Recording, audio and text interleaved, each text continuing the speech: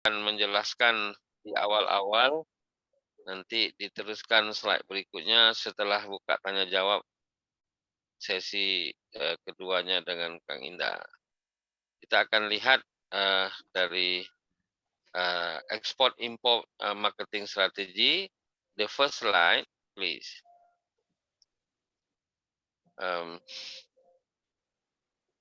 Apa itu pemasaran global marketing? Oke, sebelum kita melihat ini, teman-teman nanti tanggal 11 Oktober kita jumpa fisikal. Tolong pengurus kelas telah ada kelompok ya. Kelompoknya 5 orang. Kalau ada yang kurang atau ganjil jadi 6, ada 4 yang terakhirnya. Jadi tolong nanti ketika di kelas saya nggak bicara teori, kita membahas studi kasus. Karena itu kelompoknya harus jelas siapa, karena nanti akan saya minta berdiskusi mungkin di ruangan yang berbeda. Kalau misalnya nggak muat dalam satu ruangan, tolong nanti grupnya dikasih nama yang terkait dengan ekspor import dan marketing ya. Misalnya ada grup yang bernama freight forwarding atau bernama apa namanya itu inflasi atau apapun yang namanya terkait dengan ekspor import dan marketing ya, misalnya grup yang berkaitan dengan apa namanya promotion. Kalau marketing kan ada promotion, ada pricing, ataupun yang berkaitan dengan import itu kan ada FOB kan, CEF itu kan istilah-istilah dalam ekspor import. Oke, pemasaran global ini adalah sebuah proses yang memfokuskan sumber daya. Jadi resource. Jadi kalau orang bilang sumber daya itu bukan hanya manusia ya, tapi juga segala macam yang terkait dengan kompetensi ataupun comparative advantage kita untuk memenangkan persaingan. Jadi pemasaran global ini atau yang international foreign ini, kita bagaimana memenangkan pasar di antara sejumlah produk lain dengan beribu berjuta jenis dari berbagai negara yang masuk ke pasar internasional. Oke, next slide.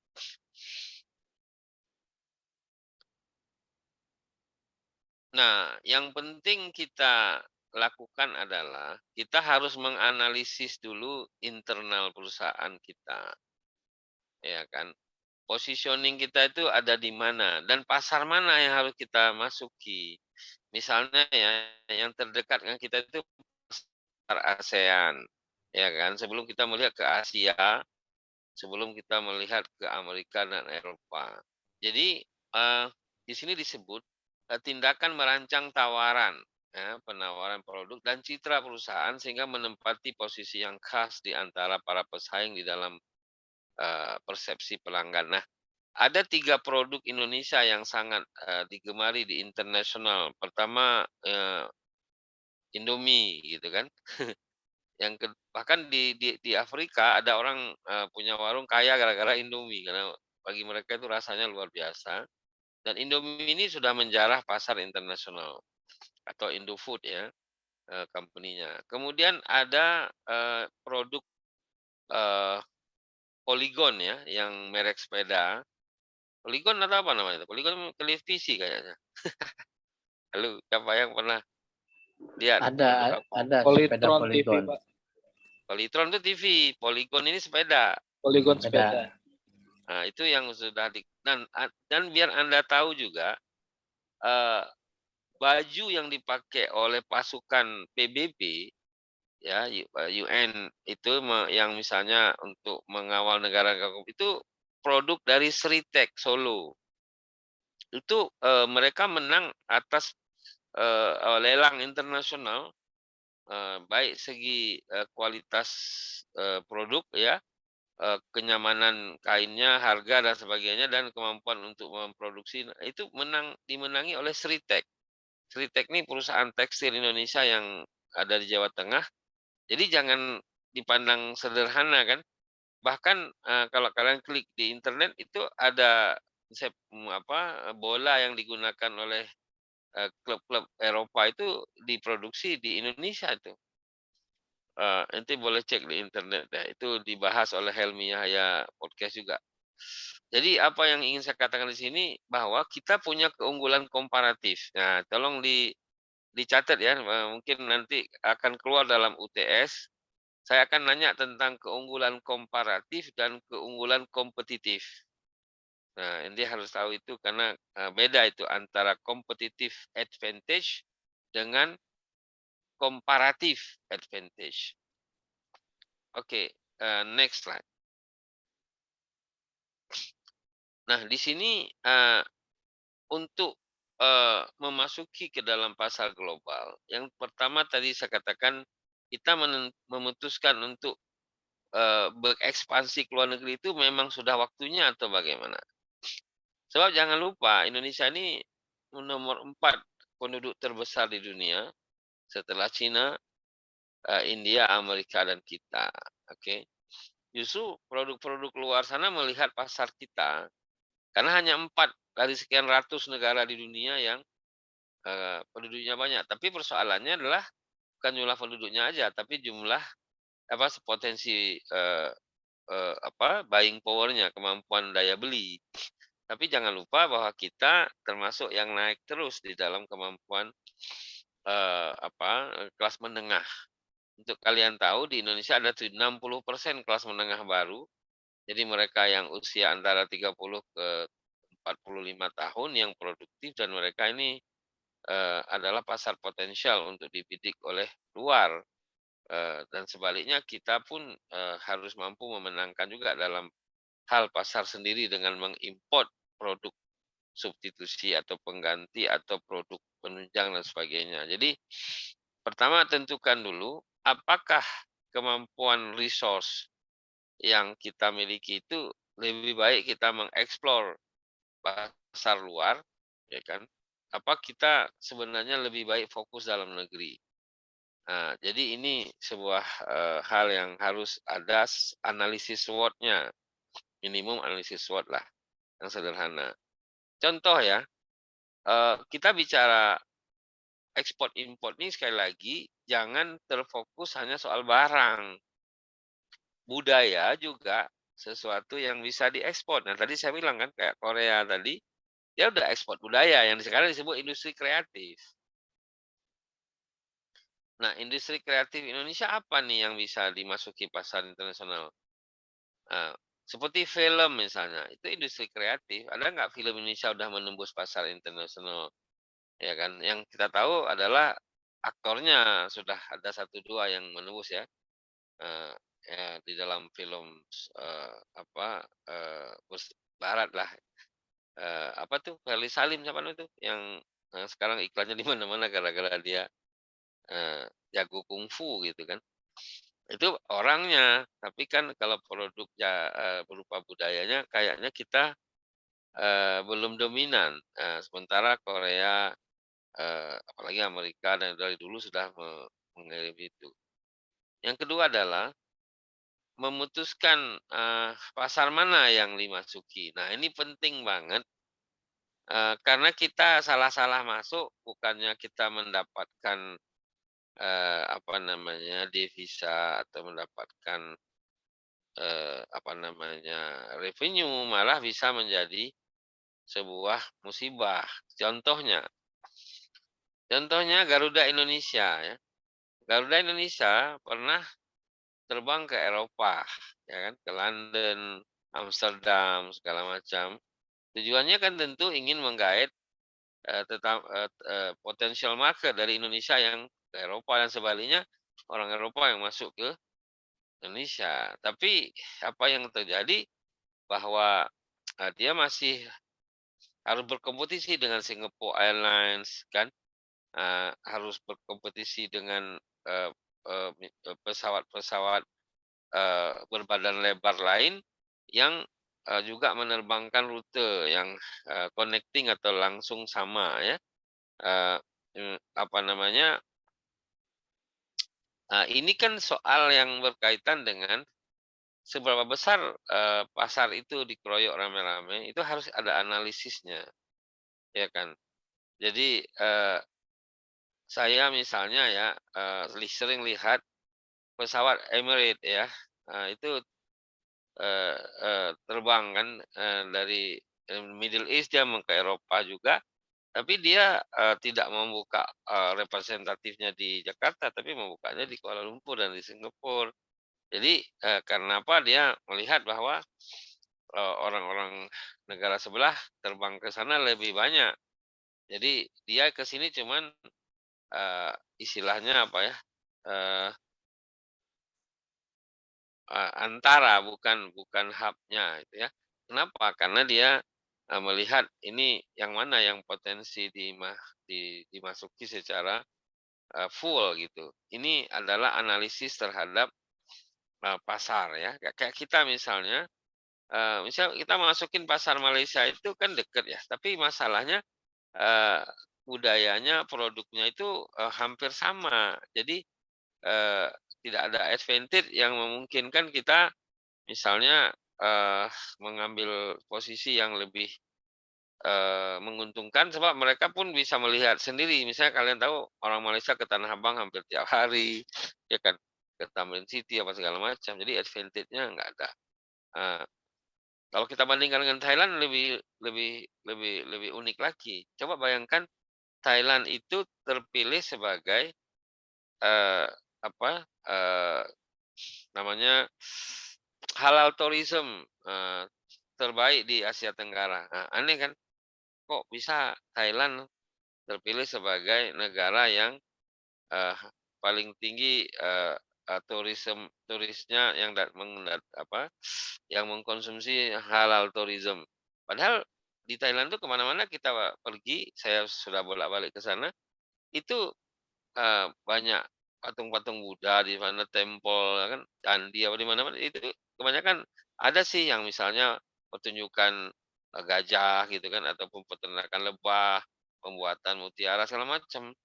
Tapi ternyata, kenapa dia menjadi negara yang berhasil menyerap, turis, mancanegara untuk halal tourism, karena dia menyiapkan semua sarana yang diakses oleh turis itu, yang berbasis halal itu, dengan sertifikasi yang jelas gitu. Karena dia tahu Indonesia pasar besar, Middle East pasar besar, mereka ini kebanyakan muslim. Jadi Thailand yang mayoritas Buddha, malah betul-betul menyiapkan restoran, hotel, apa itu dengan sertifikasi yang benar-benar ada, halal certification secara internasional, bukan lokal aja. Nah, di sini kita di Indonesia lucu gitu kan.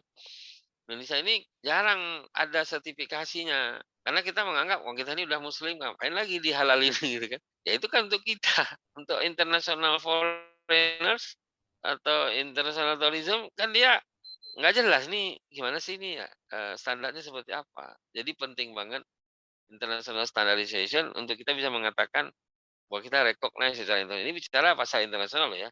Kalau pasar lokal kan kita nggak soal, kita pikir, ah ini orang orang apa kan, orang pakai jilbab oke lah gitu kan. Jadi tapi kan di internasional nggak bisa pakai jilbab sebagai standar halal itu nggak ada ceritanya. Dia harus semua prosesnya jelas. Oke, kemudian berapa banyak pasar yang akan dimasukinya? Misalnya Asia Tenggara ini ada 10. Kita mau masukin 10-10-nya. Ya, kita harus lihat dulu produk kita seperti apa, kompetitornya siapa, kemudian berapa besar. Kalau kalau Indomie dia masuk gitu. Kalau Anda ke Hong Kong ada, pergi ke Malaysia ada, pergi ke Singapura ada, pergi ke Thailand ada, pergi ke Vietnam ada. Setidaknya pekerja-pekerja Indonesia juga banyak di sana. Tapi karena ini menyangkut rasa, maka international taste ataupun orang yang cocok dengan selera kita itu masih bisa mengkonsumsi itu ya. Mungkin kalian nggak tahu pernah nggak makan Maggi Mee ya, Maggi Mee itu dari Malaysia. Itu lucunya kalau orang Indonesia ke Kuala Lumpur dia pengen bawa pulang Maggi Mee karena rasanya beda dengan Indomie. Sebaliknya orang Malaysia ke sini malah bawa pulang Indomie. Ini masalahnya mungkin karena ingin ada, rasa baru atau suasana baru ya. Tapi nggak ada di sini yang memperdagangkan Maggi mie, coba cari di mana, susah kan. Padahal kalau kalian mau bisnis boleh tuh saya bantu, ada aksesnya ke ke wholesale-nya, siapa mau. Jadi kalian buka, apa, kalau sih Warmindo ya, warung apa, warung mie Indonesia. Nah, nanti kalian buat Warmandu atau, Warmek me Warmek McD warung Maggi, ini Malaysian Taste. Pasar, yang keempat, nah pasar negara maju, versus, pasar negara berkembang. Nah, di sini, kita harus pintar melihat mana advantage kita. Contoh ya, kita ini kan unggul dalam, wood ya, wood itu kayu ya. Karena di negara Eropa, negara sebelah sana, udah susah mencari wood itu kan, karena tak ada. Nah, produk-produk mebel kita itu menjadi tidak pernah berhenti diekspor dari Jepara, kan, dari,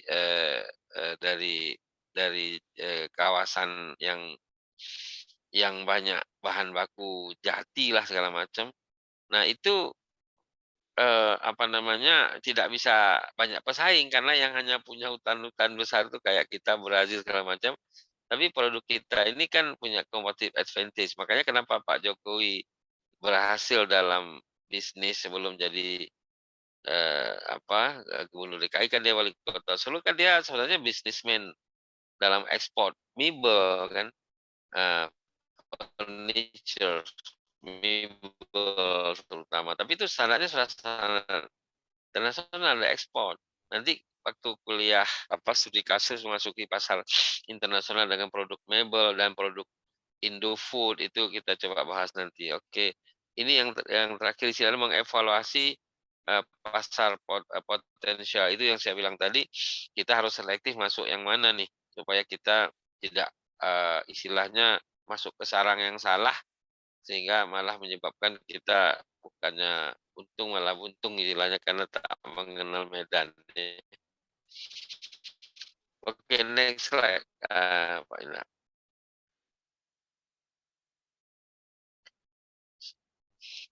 Selepas slide ini nanti. Nah, ini, yang perlu dipahami adalah pertama, eee, analisis dulu soal ekspor. Kebijakan ekspor ini, nah ini saya kasih tugas kepada mahasiswa ya, masing-masing kalian, ini individu aja, coba akses, peraturan ekspor Indonesia dalam 1 tahun terakhir, 1 tahun terakhir, ya. Jadi nanti klik di, apa, di Kementerian Perdagangan tentang kebijakan ekspor Indonesia, 1 tahun terakhir atau 6 bulan terakhir, apa yang baru di situ.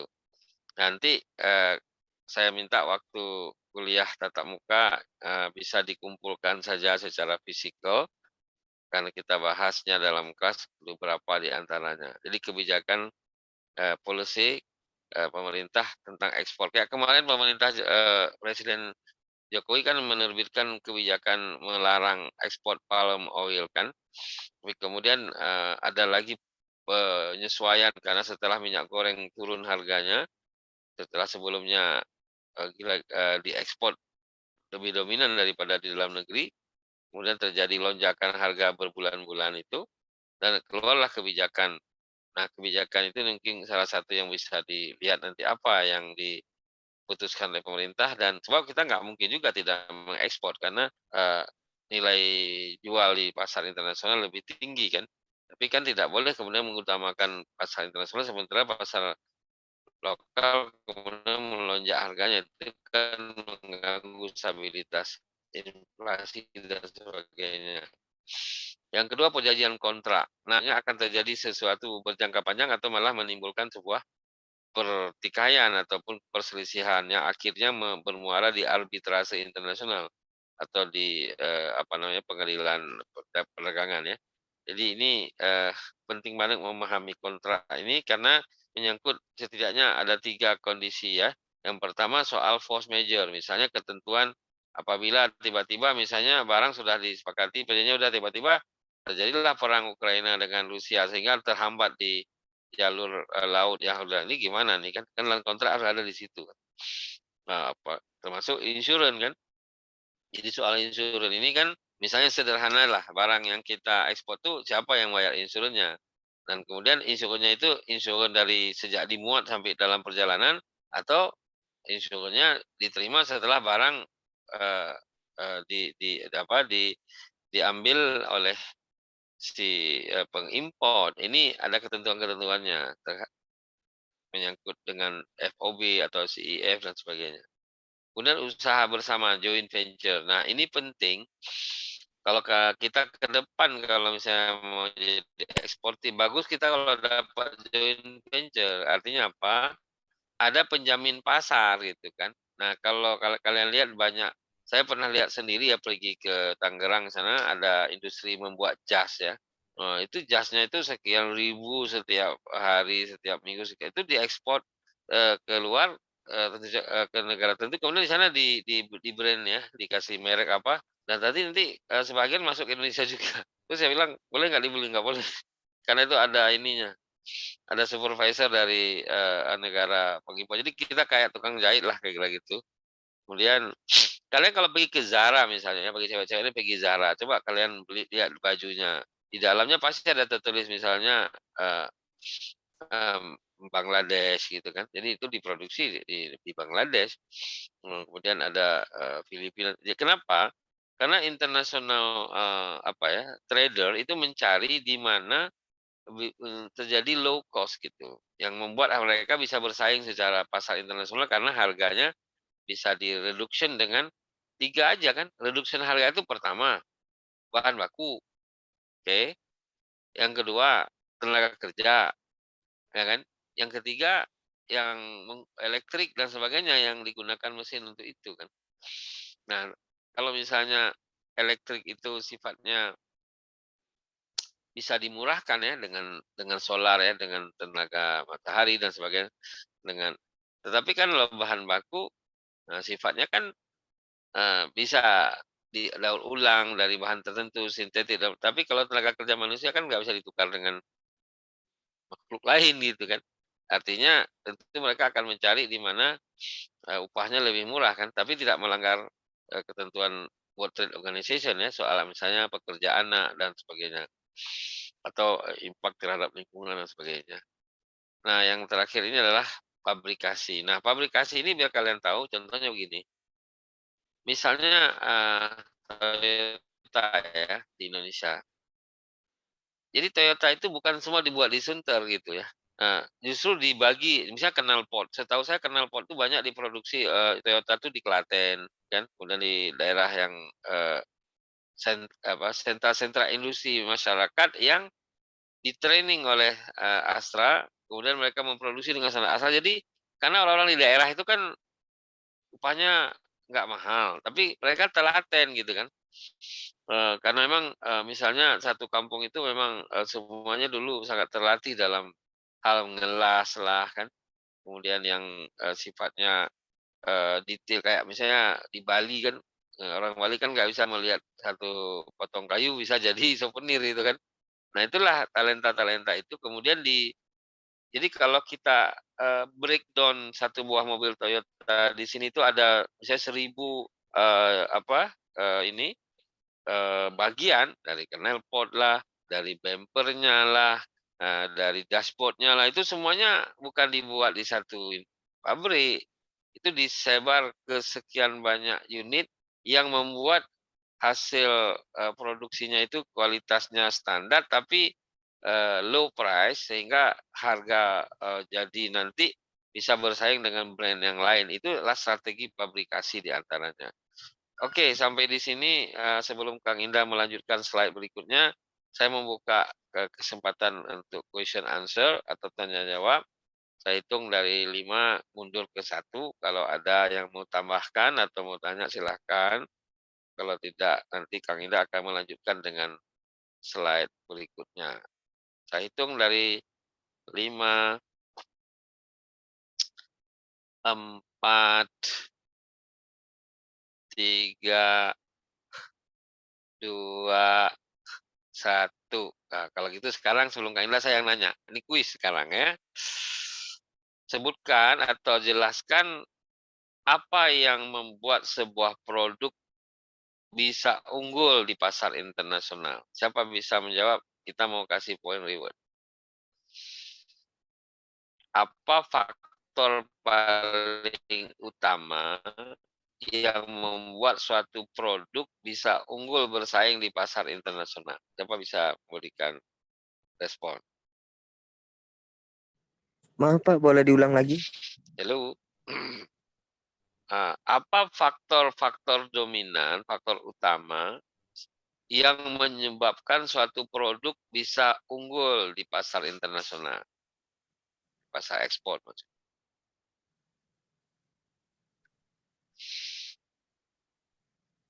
Bisa di komen.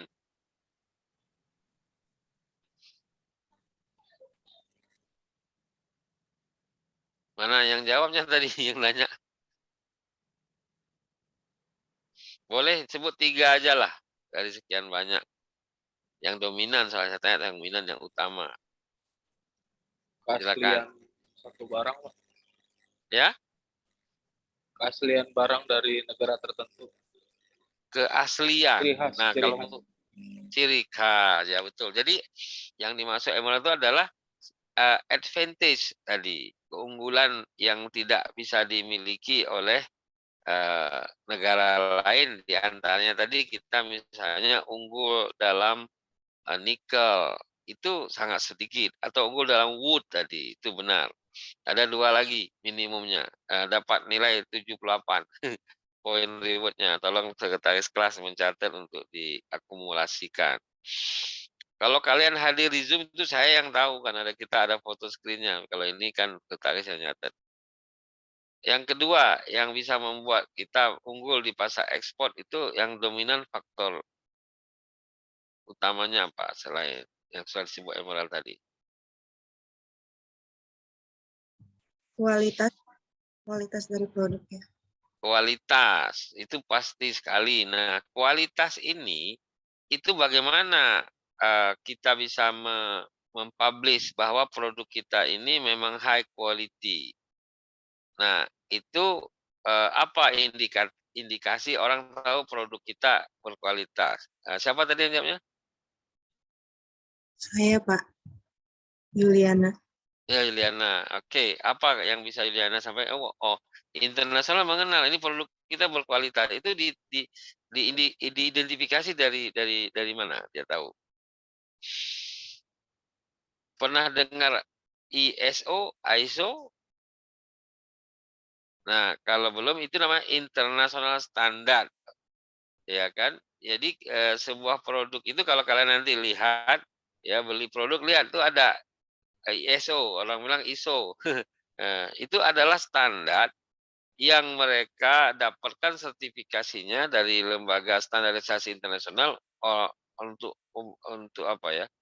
Untuk foreign consumer dia akan lihat itu. Ini ada ISO-nya apa enggak? Karena ISO itu lain-lain untuk produk yang lain, untuk produk makanan lain, untuk produk yang barang apa namanya non konsumtif konsumsi lain untuk produk lain. Jadi benar jawaban Yuliani. Jadi itu ditandai dengan ISO. Kalau untuk Indonesia SNI. Siapa tahu SNI? Standar Nasional Indonesia. Yes, itu dia. Jadi itu artinya sudah melalui badan standarisasi. Kalau nggak ada SNI nomor berapa, itu berarti kita dijamin kualitinya. Oke, yang terakhir tiga aja yang dominan. Tadi ada soal advantage, keunggulan ya. Kemudian soal quality. Yang ketiga soal apa? Siapa mau ngambil kesempatan untuk ini? Ini dapat nilainya 78 juga karena menjawab satu dan contohnya tadi agak ini terbatas. Jadi 77 sorry maksud saya 77 tadi 78 ya Emerald. Oke, yang terakhir kesempatannya sebelum Pak Indah akan sharing berikutnya.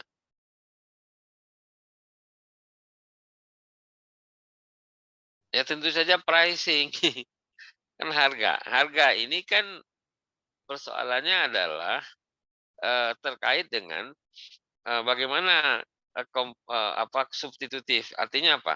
Adakah produk pengganti yang orang bisa dapat untuk menggantikan itu. Jadi ada kalian harus ingat atau mungkin sudah tahu, ada yang disebut produk substitutif, kan ada yang disebut produk komplementer.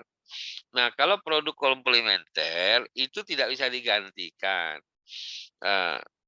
Harus misalnya gini ya, kita naik mobil kan harus ada BBM. Nah, itu kan produknya komplementer, kalau nggak ada BBM nggak jalan tuh kendaraan. Sekarang kan ada mobil listrik gitu kan. Nah, jadi kalau kita misalnya mau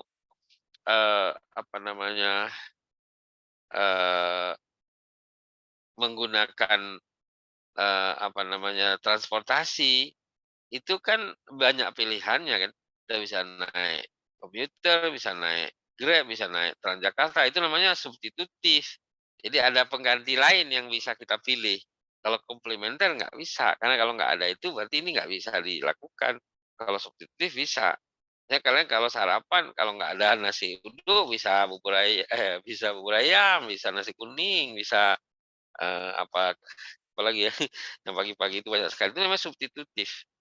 Nah, harga ini akan dilihat ada nggak substitusinya. Nah, kayak kita ini dalam hal misalnya furniture, apa kita itu agak sukar karena kita unggul tadi di dalam produk yang berbasis wood, sebab tidak semua negara, apalagi di Eropa yang mempunyai kawasan hutan tanaman industri yang bisa reboisasi, sehingga kita punya keunggulan. Makanya salah satu ekspor unggulan kita termasuk ekspor furniture diantaranya. Nah, tentu saja ekspor lain yang lebih dominan di kita, kalau kita cek lagi adalah yang berbasis misalnya palm oil, yang berbasis rubber dan lain, itu kan semuanya adalah dari keunggulan kompetitif kita sebagai negara agraris yang menuju ke dalam industrialisasi. Oke, dari saya itu dulu. Kang Indah bisa melanjutkan untuk berikutnya, ada 30 menit lagi, kita gunakan masanya maksimum supaya kalian bisa cepat istirahat juga sih. Pak Indah silakan kalau mau lanjut. Baik, terima kasih Pak Reja. Saya akan lanjut dari slide berikutnya tentang ini.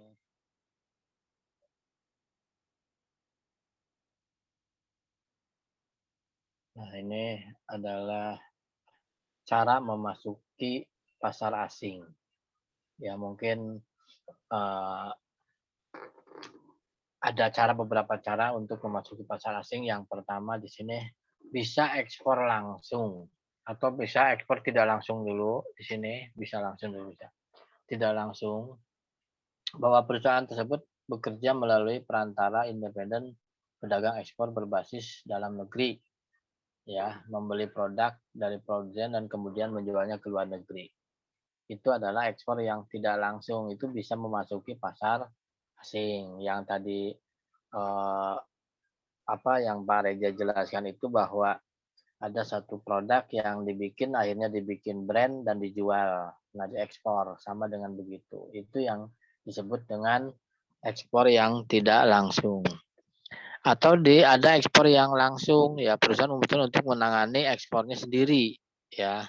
Investasi dan resikonya lebih besar, tetapi demikian juga potensi keuntungannya. Maksudnya, kalau satu industri atau satu perusahaan itu memproduksi satu barang dan mempunyai izin atau udah termasuk di situ ada, kalau anggap aja di sini makanan, atau ada dari Badan POM, atau udah ada resmi di pemerintah, itu bisa langsung mengekspor keluar, ya, dengan ketentuan yang cara dan atau dengan ketentuan yang berlaku, ya. Jadi bisa langsung.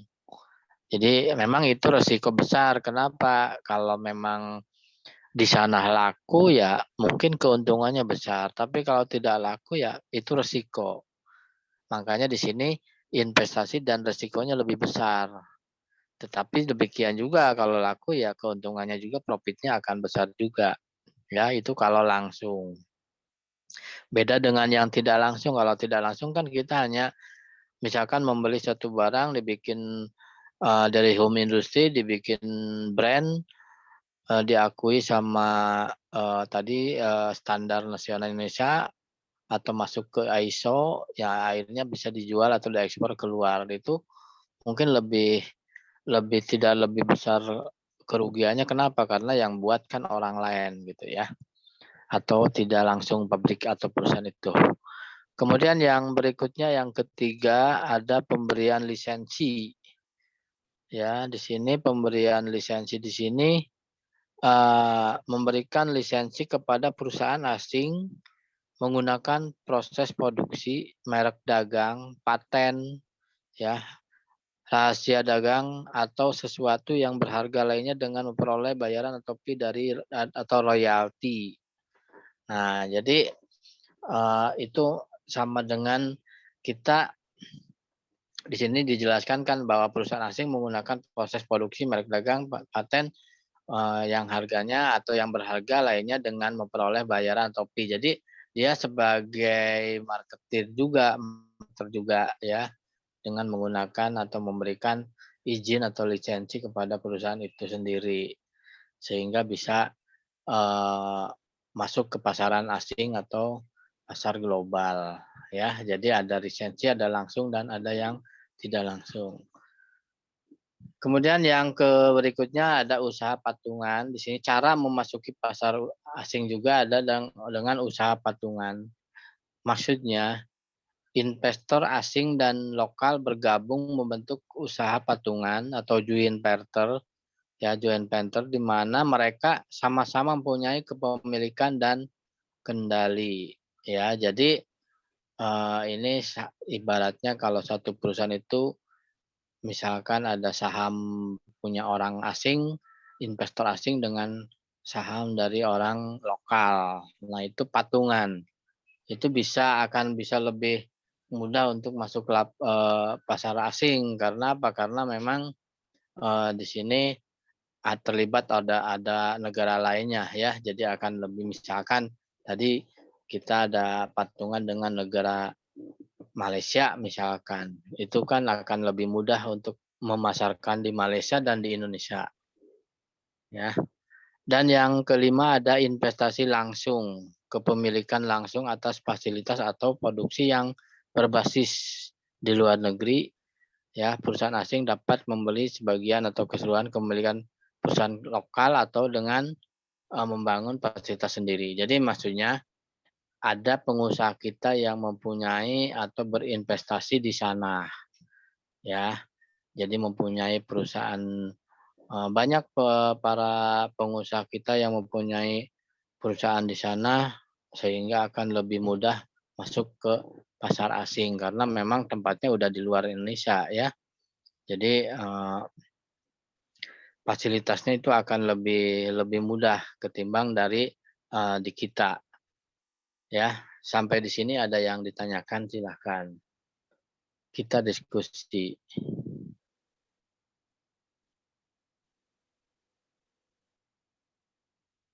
Silakan, ada yang ditanyakan.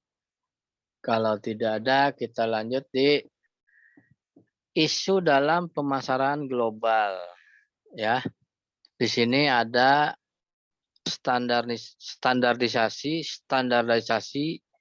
versus atau adaptasi ya. Isu standarisasi versus adaptasi bukan hanya menyangkut aspek produk dan merek, namun juga unsur bauran marketing ya, seperti ya tadi ya, kalau marketing itu kan ada distribusi, flash, ada promotion, ada price, ada produk ya. Jadi itu standarisasi dalam hal atau mutasi. Jadi marketing mix kita masukin ya. Udah menyangkut semuanya. Seperti yang tadi Pak Reza bilang, keunggulannya ada di produk, kualitas produk, harga ya.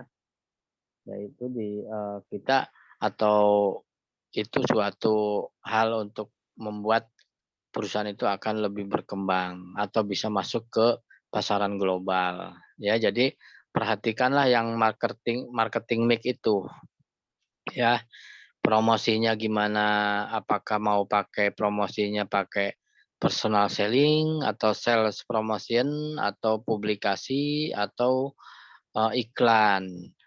Place-nya atau tempat, harganya apakah bisa bersaing dengan negara lain ya. Karena memang harga ini tidak kita bisa menentukan harga kalau kita tidak mempunyai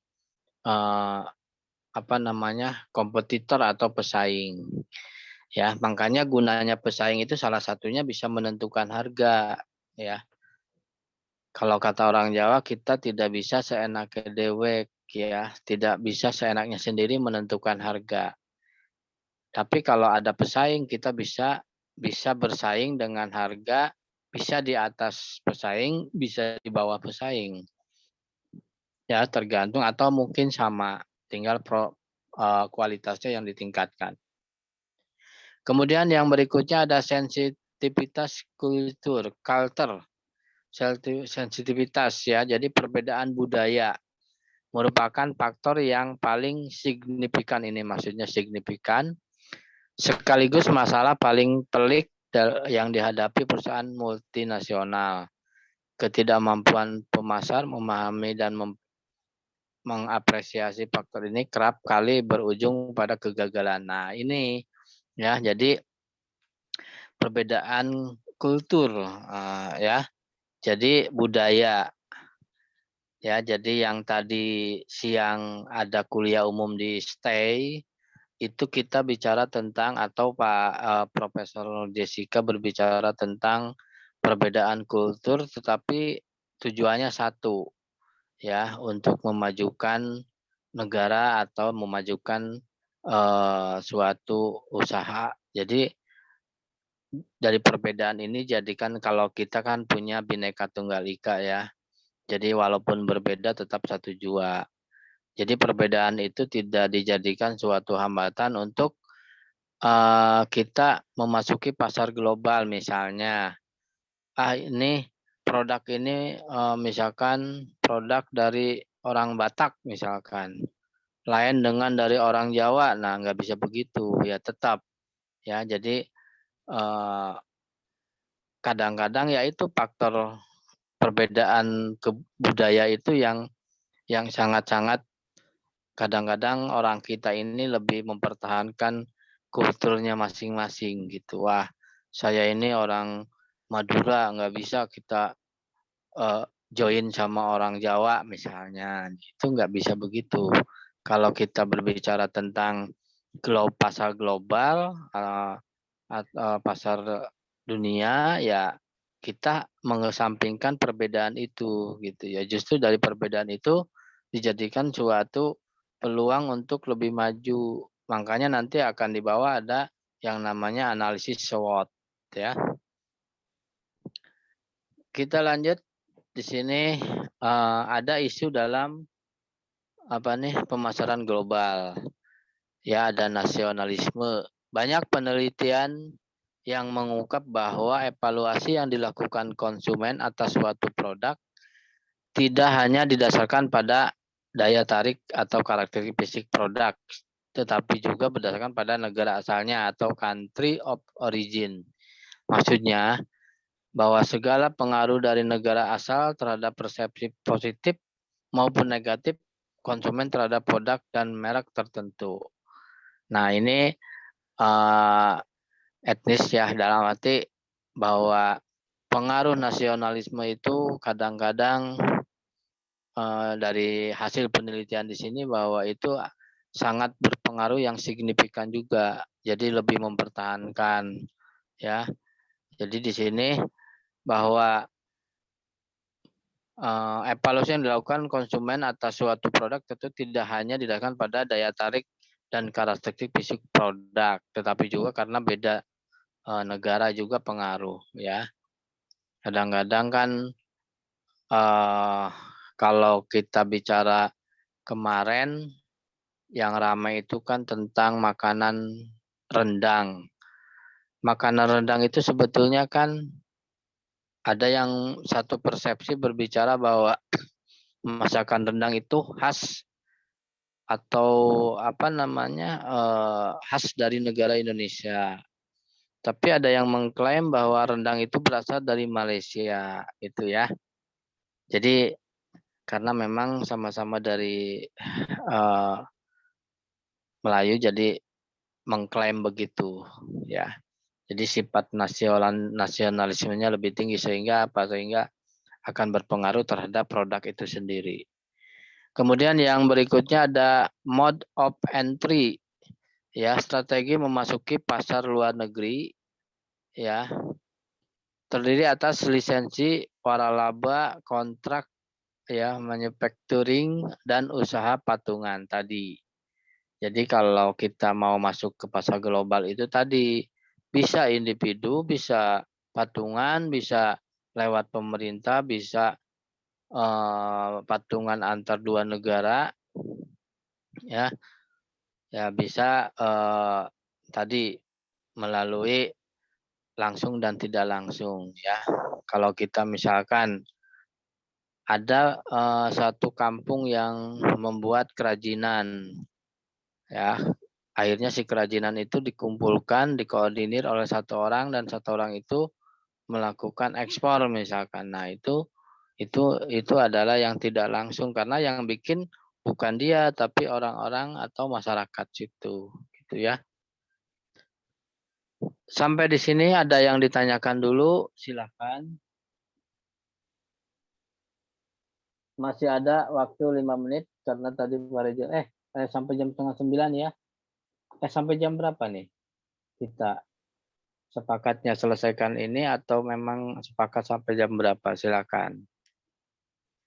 Ada yang didiskusikan dulu sampai di sini bahwa untuk masuk ke pemasaran atau marketing atau ya tadi pemasaran global itu banyak cara ya, bisa lewat langsung, bisa tidak langsung, bisa lewat melalui perantara misalkan atau bisa aja kan Mbak bahwa pengusaha kita itu punya usaha atau mempunyai perusahaan di luar negeri atau di luar negara. Nah, itu juga bisa memasuki pemasaran global.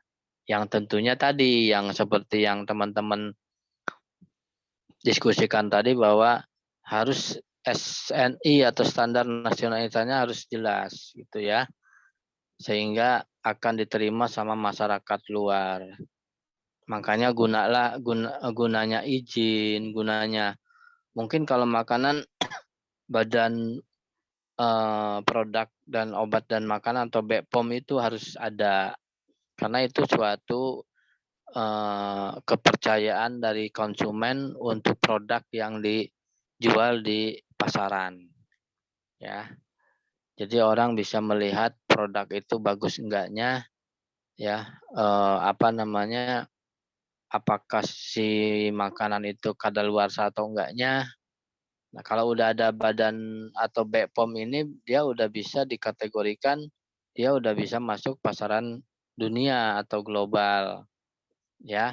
Karena si badan produk dan obat atau BPOM ini tidak hanya bisa hanya mengeluarkan izin saja, tapi dia melalui penelitian dan evaluasi dan analisis yang banyak ininya lah tahapnya.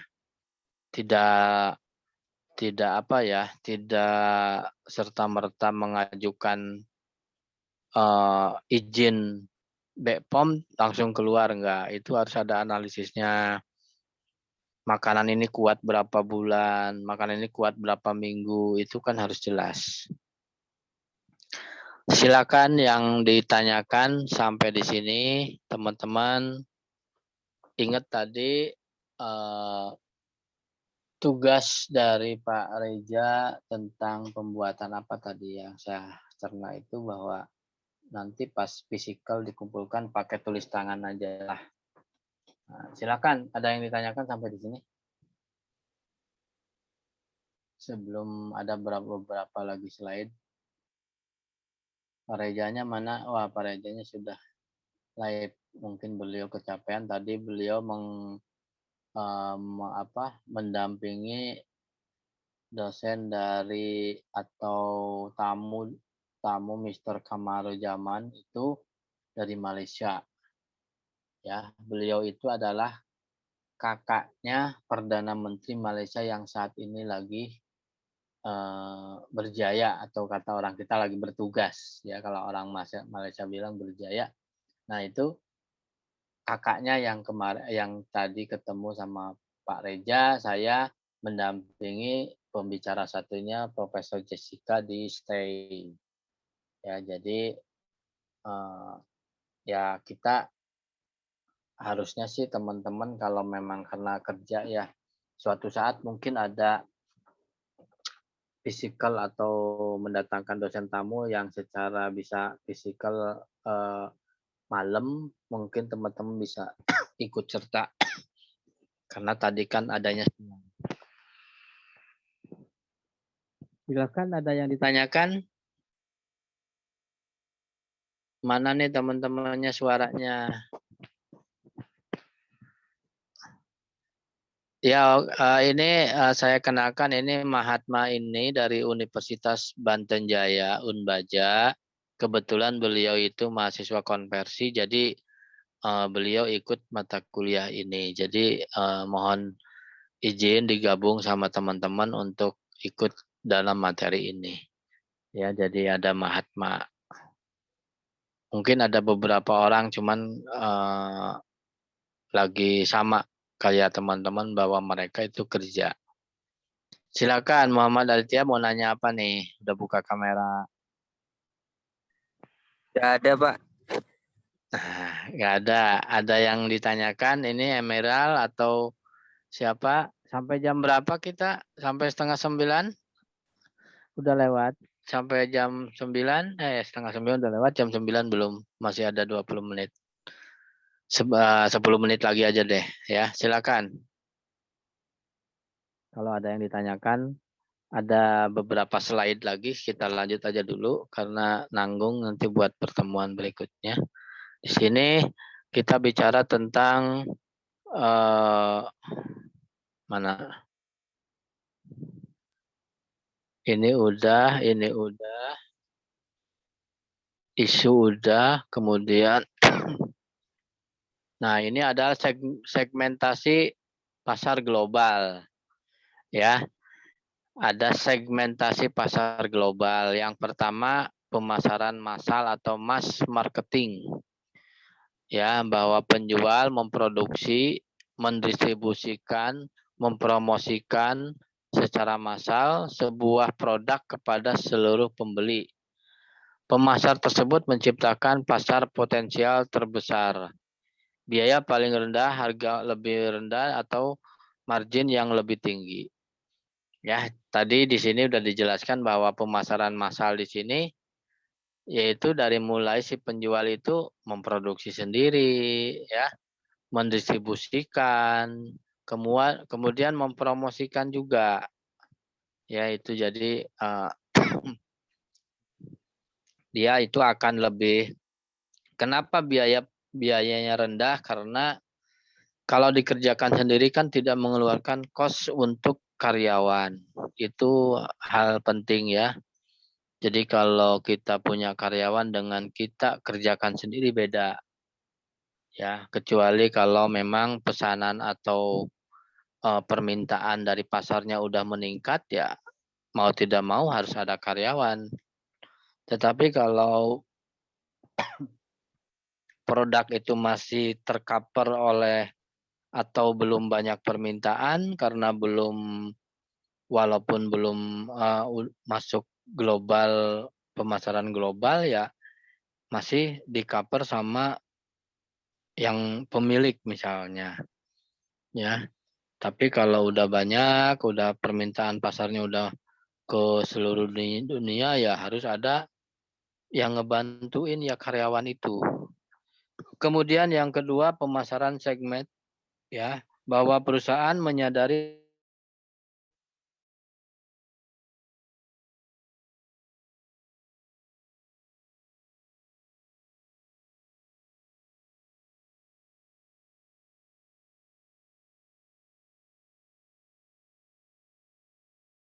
pasar dan mengadaptasi apa yang ditawarkan agar lebih mendekati kebutuhan. Jadi maksudnya di sini segmennya harus jelas, tadi yang Pak Reza bilang harus jelas. Ya, kalau orang kita misalkan di musim hujan itu banyak membutuhkan payung, ya harus jelas segmennya. Atau mungkin segmennya untuk kelas menengah ke bawah misalnya. Ya, jangan sekali-kali teman-teman menjual barang-barang mewah ke calon konsumen yang kelas menengah ke bawah, ya tidak akan laku. Beda segmen. Tapi kalau kita mempromosikan barang-barang yang mewah ya kepada calon konsumen atau masyarakat yang kelas ekonominya menengah ke atas, itu baru masuk segmennya masuk. Ya, itu harus jelas. Kemudian ada kebutuhan juga. Jadi kayak sekarang nih ya, kemarin lah 2-3 tahun yang lalu bahwa terjadilah pandemi virus corona. Itu pas segmennya karena memang kebutuhan masyarakat terhadap masker itu tinggi. Nah, itu maksudnya kita bisa baca peluang. Ya, di saat pandemi makanya para pengusaha konveksi masker atau anggap waktu itu bukan khusus masker ya, hanya konveksi, akhirnya beralih ke masker itu bisa berlipat-lipat keuntungannya ya.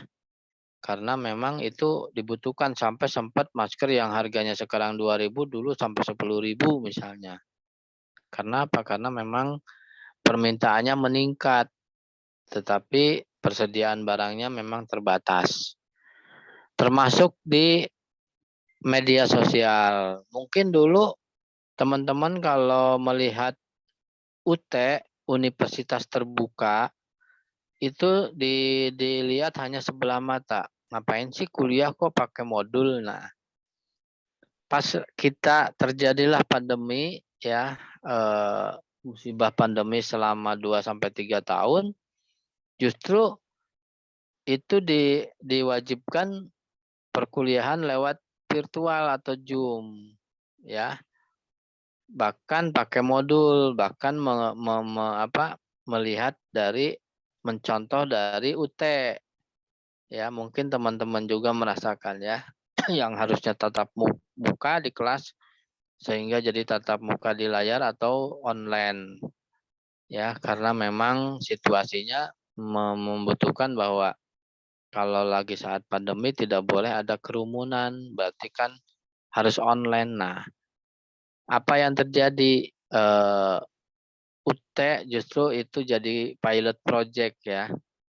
Dulu yang dilihat hanya sebelah mata, sekarang malah semua kampus, bahkan kampus-kampus yang nomor 1 di Indonesia kayak UI, ITB, UGM, ya, atau Unpad itu melakukan seperti UT, perkuliahan di tatap maya atau di online. Nah, itu adalah tadi yang kita bicarakan tentang segmen ya. Jadi maksudnya kebutuhannya itu beda.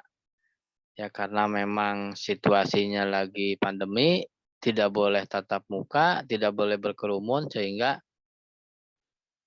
dianjurkan, bahkan bukan dianjurkan, diwajibkan untuk melakukan perkuliahan secara daring. Akhirnya apa? Yang tadinya pembuat Zoom itu hanya ya mungkin kalau dibilang yang butuh Zoom itu hanya orang-orang yang butuh untuk berkomunikasi atau berdiskusi di tempat yang berbeda, bahkan jadi akhirnya itu jadi rame kan, orang membutuhkan Zoom semua. Ya, itu salah satu contohnya. Segmen pasar yang berikutnya adalah pemasaran ceruk ya. Ceruk di sini berfokus pada subgrup di dalam segmen-segmen di atas. Ya, jadi ceruk ini kalau misalnya teman-teman itu kuliah di Setiami, satu kampus ya, Institut Setiamu yang segitu besarnya. Nah, di bagian informasi di depan itu adalah ceruknya. Jadi maksudnya bagian dari sekian ruangan ada satu ruangan yaitu namanya ceruk. Jadi kalau orang bahasa kita apa ya? Bukan sampel ya, dari populasi jadi sampel boleh. Jadi sebagian kecil dari yang besar gitu ya. Suatu ceruk adalah suatu grup yang diidentifikasi lebih sempit, biasanya diidentifikasi dengan memilah suatu segmen menjadi beberapa subsegmen. Jadi akan lebih dipersempit ya. Jadi kalau nanti teman-teman suatu saat buat skripsi ya, itu biasanya bab 1 itu berbicara tentang global keseluruhan, kemudian di alinea kedua udah mulai masuk ke ceruk. Udah mulai masuk ke segmen atau ke lebih spesifik. Misalnya kita bicara tentang pelayanan BPJS di suatu negara. Itu adalah global. Tapi ambil ceruknya, pelayanan BPJS di misalkan di Kabupaten Bekasi misalkan, berarti hanya di Bekasi aja, itu ceruk ya. Dan yang terakhir ada pemasaran mikro, praktek penyesuaian produk dan program pemasar agak ya cocok dengan cita rasa individu atau lokasi tertentu. Yaitu mikro, jadi kadang beda etnis ya. Kalau misalkan makanya di kita ini kultur kan banyak ya. Dalam hal makanan aja kan makanan orang Sunda dengan orang Jawa beda. Makanan orang Padang dengan orang Jawa atau orang Sunda beda. Nah, itu masing-masing mempunyai ciri khas tersendiri ya, lebih mikro. Ya, misalkan di Padang ada makanan Padang itu serba pedas misalkan. Lain dengan masakan Jawa serba manis. Nah, itu kan suatu perbedaan yang sangat signifikan sebetulnya. Tapi justru dari perbedaan itu dijadikan peluang untuk menjual ke pasaran global. Ya, makanya sering ada event bahwa dibuka makanan khas kuliner atau kuliner khas Jawa Tengah misalkan. Kemarin ada di Tangerang ya, dekat rumah saya itu ada event kuliner khas Palembang, empempe. Ada beberapa stand yang menjual berbagai macam empempe. Nah, itu salah satu contoh yang sederhana yang memang masing-masing daerah mempunyai ciri khas tersendiri. Silakan ada yang ditanyakan sampai di sini, ada yang didiskusikan. Teman-teman, kalau saya terus yang ngomong nanti pada ngantuk. Mana suaranya? Jangan-jangan namanya saja ditinggal, orangnya kemana gitu Tidak ya. ada, Pak. Oh, ada. Lagi di mana nih Muhammad Aditya? Lagi di mana? Saya lagi di Malang, Pak. Di mana? Lagi di Malang. Malang. Malang, Jawa Timur. Iya, Pak. Waduh, lagi ngapain? Habis ngeliput kejadian supporter bola kemarin. Yang meninggal sampai 100 berapa sampai sekarang terakhir? 172 data terakhir. Waduh, 172 meninggal ya. Itu sangat, wah prihatin itu, dunia mengejas Indonesia nggak bagus itu. Baru kemarin baru kemarin FIFA mengizinkan buka lagi, sekarang ribut lagi. Oke, sukses aja buat Muhammad Aditya, hati-hati di sana. Tapi jelas suaranya ya. Jelas, Pak. Saya lagi di depan hotel. Oh, oke. Silakan yang lain. Ya, ada 5 menit lagi untuk kita berakhir. Pertanyaan atau diskusi atau sanggahan atau masukan silakan. Karena memang kalau namanya kuliah itu sebetulnya tidak satu arah, tapi harus dua arah. Bukan dosen aja yang ngomong, tapi mahasiswa juga harus berbicara, jadi dua arah. Kenapa begitu? Karena kalau dosen terus yang ngomong, mahasiswa apalagi ini online ya, namanya ada, orangnya tidur, bisa jadi terjadi. Ya bukan di sinilah. Kalau saya ngajar di Tangerang begitu. Jadi pas ditanya lagi tidur ternyata. Kalau di Setiami enggak lah. Silakan, ada yang ditanyakan. Kali dari Unbaja yang ditanyakan, silakan. Mahatma, karena memang materinya juga hampir. Iya, silakan kalau mau memperkenalkan diri, karena kita mungkin akan sering MK bareng karena jamnya yang sama.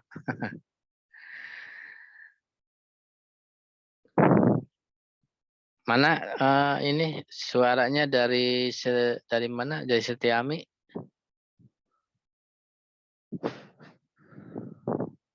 Oke, kalau nggak ada, mungkin materi dari saya cukup sampai di sini dulu. Minggu depan mungkin fisikal Pak Reja yang akan hadir karena memang malam. Ya, kalau siang sih mungkin saya bisa, kalau malam ya kejauhan lah dari Tangerang ke Bekasi, ke Jakarta ya ini. Pulangnya nanti gimana ya. Jadi mungkin Pak Reja yang fisikal saya mungkin bisa, terus tugas jangan lupa dikerjakan karena itu adalah satu poin reward buat tambah-tambah nilai. Dan yang berikutnya ada event-event yang mungkin nanti akan selalu di-share sama saya atau sama Pak Reja untuk teman-teman ikut, di samping dapat ilmu juga dapat pengalaman yang lebih banyak dan poin reward dari Pak Reja. Kalau teman-teman lagi tidak sibuk dan ada kuota, ya. Silakan ditutup dengan doa. Siapa yang akan memimpin? Apa Aditya atau Emerald atau siapa tadi yang buka? Silakan ditutup dengan doa.